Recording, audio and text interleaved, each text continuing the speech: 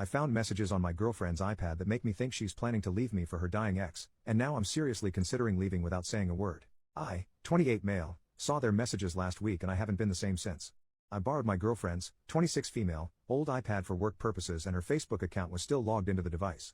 I was going to log in on my messenger because I forgot my phone at home and I was going to message her, but then I saw that she had messages from her ex-boyfriend. Let's call him Andre. Her and Andre dated for 2 years. They were each other's first love and she never told me what happened between them. I met her a year and some months after they broke up when I went on a trip with my family to California.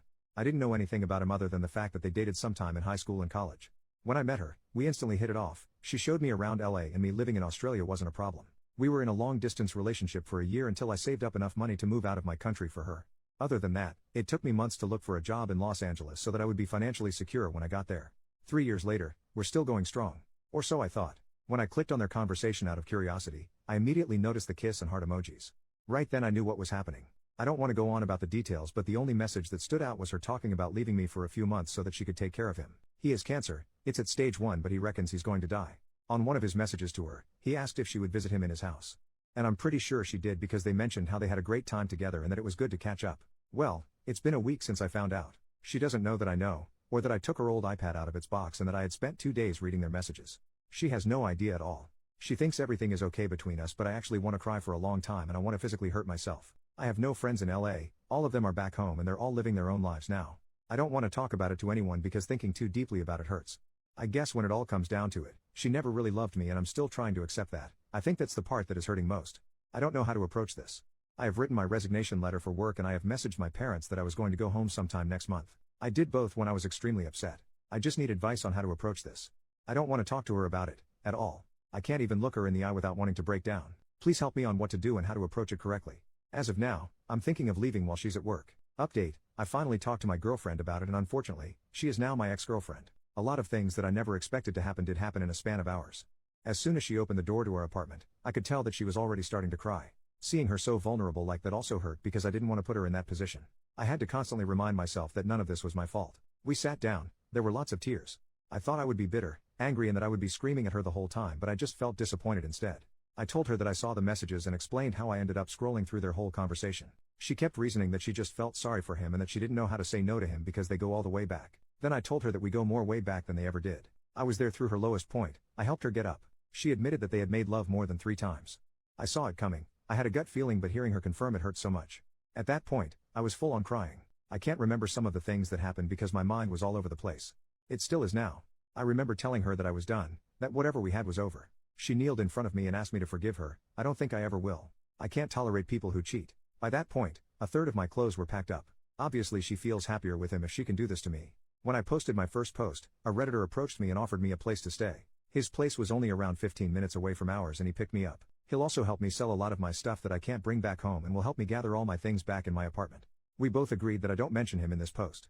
I'm glad that I really opened up to this community instead of keeping it to myself. Thank you to everyone who also offered me a place. It's almost 3 a.m. I'm heartbroken as ever, but I'm trying my best. I'm sending my resignation letter to work this morning. Every person in my family now knows my situation here and have offered support. I'll be flying home as soon as possible. To all my Aussie mates, if you live near or around Chapel Hill, let me know. America, you were great, but now it's time to come home. Thanks for the help, everyone. Edit, I'm crying again, not because I got cheated on but because I realized that there is a whole world out there that cares a lot for my well-being. I almost can't believe I looked at hurting myself as an option to get away from the pain. I am really overwhelmed and also thankful for this community. Anthony and his wife, the Redditor who helped me, says this has been the most wholesome thing that ever happened to him. I may have lost a girlfriend and a future wife, but I gained heaps of friends. And even friends for a lifetime. Other than that, I am feeling better. It still feels surreal that she's gone, but what can a bloke do? She made her choice, so I made mine. I woke up to multiple messages from her family saying that I shouldn't rush things and that she's stupid and makes mistakes like everyone else. It sucks that I may not be able to see her family for a long time. They were great people.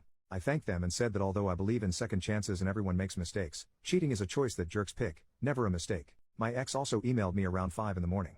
The email was too long, my eyes hurt from crying, so I junked it straight away. I miss her like crazy. I know it will take a lot of time to heal me, but I guess I can wait. Final update. Hi everyone, I know I promised an update as soon as I landed in Australia. A lot of things just happened after my last update and I genuinely haven't thought about letting everyone know that I am okay and safe. I didn't get to sell all of my stuff in the short amount of time, but I managed to give it out to people who really needed it. That alone made me feel a lot better about the whole situation. It was a lot of electronics that I can't afford to and possibly bring back home, like the TV I bought for my ex that she really loved, the microwave and my PS4. I'm in Australia now and not everything is going as planned, but whatever situation I'm in right now is at least okay.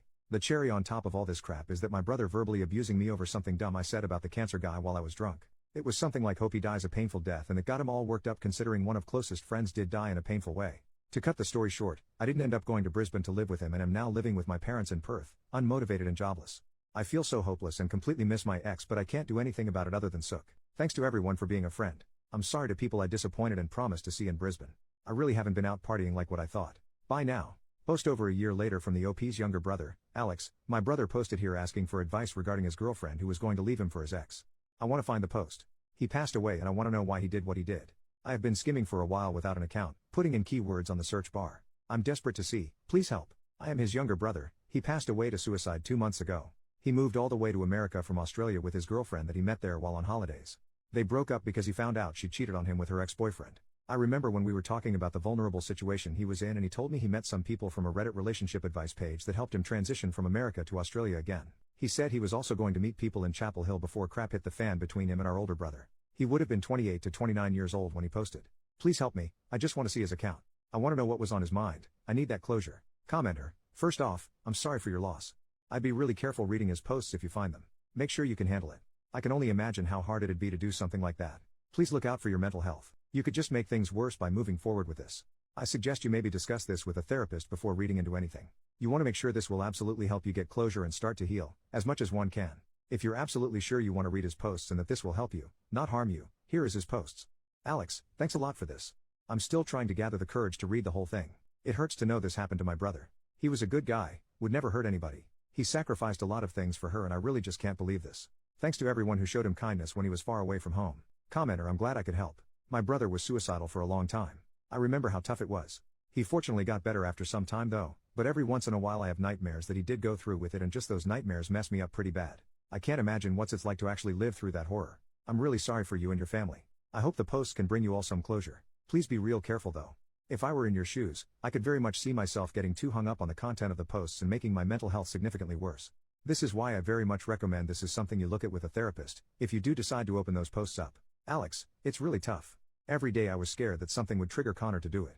I had to call him 3 times within a day to check up on him while I was at university and work. We were having fun living together since the pandemic began. I thought he was enjoying spending a lot of time with me, but I think the isolation wasn't doing his mental health any good. I guess it's harder for me because I lived with him. I'm glad to hear your brother is okay now. Alex, thanks a lot for your help everyone. I still haven't clicked on the post yet. I just need some time to collect myself.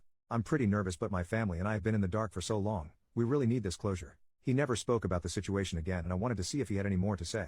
Commenter, I wouldn't get your hopes too high for closure. I'm not sure that's entirely possible with a situation like this. These posts only represent a small snapshot during a short period of his life. His suicide is likely more complex than any one issue. Read it if you want, but please don't go into this hoping it will provide what you need to move on. Alex, I'm really thankful for the nice comments.